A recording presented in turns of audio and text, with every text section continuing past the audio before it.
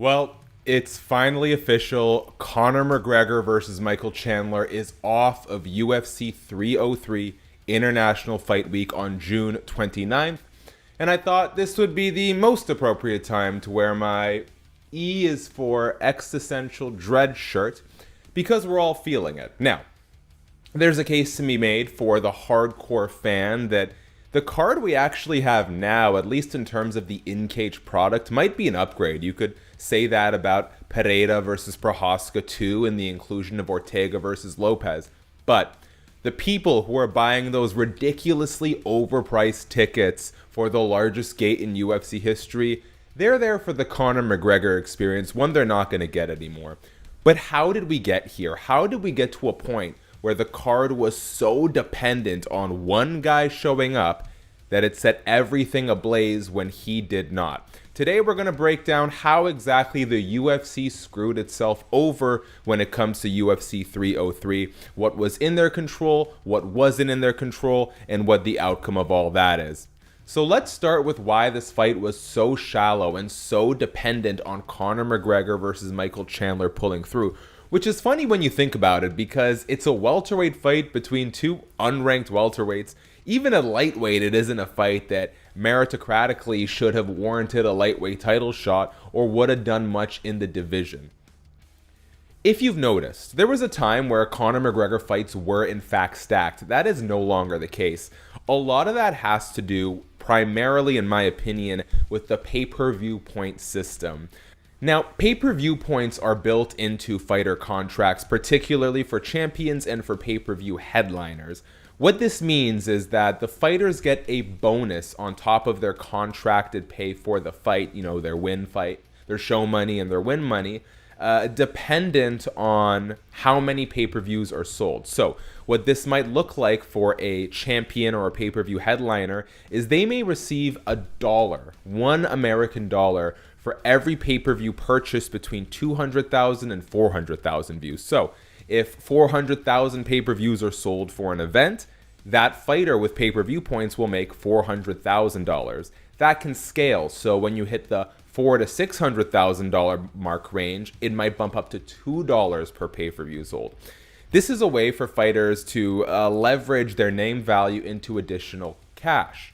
So why is that a problem? Well, if you have a pay-per-view star on par with Conor McGregor, who you believe will draw 90+% of the attention to this fight, and that this event might do over $1 million in sales, you're now going to have to pay possibly $1 million plus to every champion that's on that card, even though Conor McGregor on his own could basically bankroll that event. That's a huge reason why the UFC might not be inclined to put a lot of star power on Conor McGregor cards, and we've seen it over the last few years, right? There was a lot of complaints made about International Fight Week, but if you look at Conor McGregor's last few fights, the undercard has been pretty underwhelming. Pay-per-view points could be a big reason for that. Second, the UFC has way too many events, and I know you masochists who got nothing better to do than watch MMA week in and week out are happy, but in my opinion, it waters the overall product down.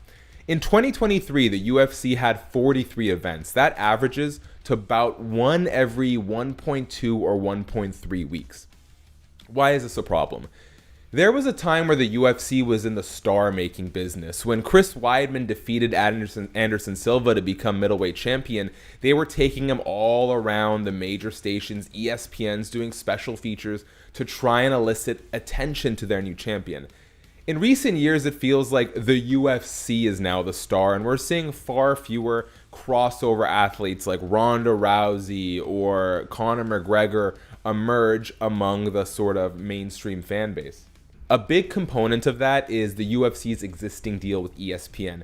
They are paid a flat rate, a minimum guarantee for producing a certain number of events a year, with additional payment depending on how much traffic that event generates. What does that mean? It means the UFC has a guaranteed bottom line. It means the UFC is incentivized to put on more events knowing they're going to make a certain amount of money, and it makes them less reliant on UFC fighters because whether or not there's star power attached to a card, the UFC knows how much money it's going to make on the bottom line. When you have 43 events in a year, it is hard to stack them with star power. UFC 300 was an anomaly, and we had a good run before that with like 298 and 299, but these are few and far apart. We were left with a situation with UFC 303 where there just wasn't a lot to cover for it. Max Holloway was reached out to. He was unable to do it, but most of your guys have recently fought, like Islam Makhachev and Sean Strickland, or they have tentative fights in the work, like Sean O'Malley, Dricus du Plessis, Tom Aspinall, Leon Edwards. There simply wasn't a lot to work with. 43 events in a calendar year will do that to you, but so will, and I'll give UFC a little bit of slack here, is when you put on a card as intense as UFC 300. In terms of quality matchmaking, UFC 300 was stacked. Every fight from top to bottom featured ranked fighters, champions, really elite athletes. When you do that in relatively close proximity to what is supposed to be your annual tentpole event, UFC 303 International Fight Week, you're not leaving a lot of room to play with, right? UFC 300 mid-April, UFC 303 International Fight Week, 10 weeks later? That doesn't leave a lot of room for fighters who often fight 3, maybe 2 times a year.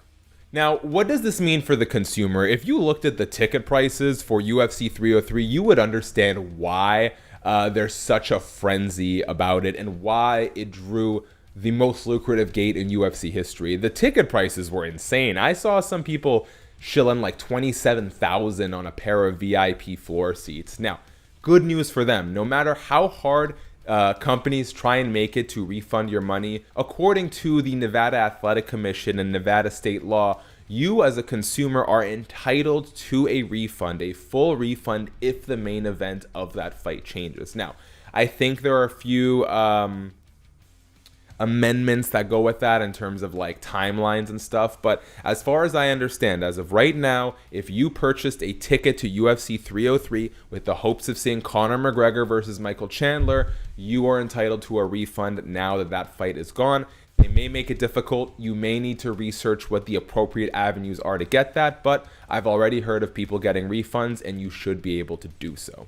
So that's it, guys. Just a quick update on the ins and outs of UFC 303, what this means for you as a consumer, and how we even got here. Plus, got this new camera. I want to test it out. Still got to work out the kinks, but I'd say it's an improvement over the HD webcam I've been using since I was about 16 years old.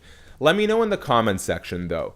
How do you feel as a UFC consumer? Are you more excited now that you have the addition of Prochazka versus Pereira and Ortega versus Lopes, 2 fights that are absolutely gonna slap, by the way? Or are you disappointed that you're not gonna get that Conor McGregor experience? Say what you will about the fact that he's only won 1 fight in the last 7.5 years.